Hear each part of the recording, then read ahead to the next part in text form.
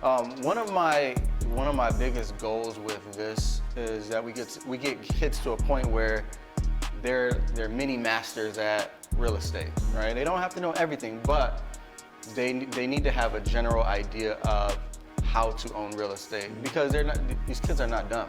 They're very smart, and if you put the right things in front of them, we can mold them in that way. And so being able to take a student, build them up, give them the information, and walk them through some of those tours, some of those real life events. I want to be able to own property with the student while they're still in school. So that's one of my biggest goals, and something that we're working towards. Yeah. That because if a student owns property when they're 15, 16 years old, how many do you think they're going to own when they're 21?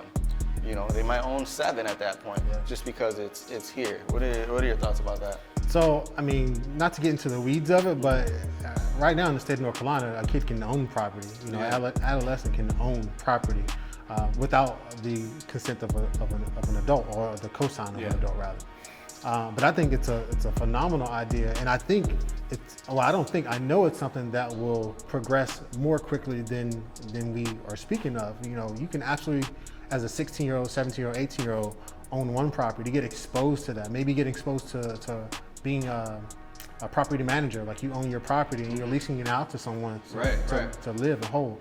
Like, getting that experience firsthand within a year will change your mind and how you do things. And now that income is something that you can utilize to go towards another propery. Generational wealth. Generational wealth. But that thing, it happens. It turns over so quickly. So at 15, 16-year-old, if you own a property, by the time you're 18, 21, not 7, maybe 10, maybe 15, or maybe you're already diving into buying, commercial property with someone like me, where you're buying apartment homes and office buildings.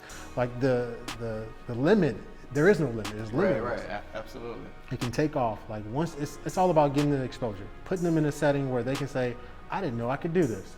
I call it a consumer to a producer mentality. Yeah. A lot of times we can buy all the products in the world, we can be renters, but can we produce, right? Can we build something that's for us and that's going to continue to generate income for our families? And so that's super important.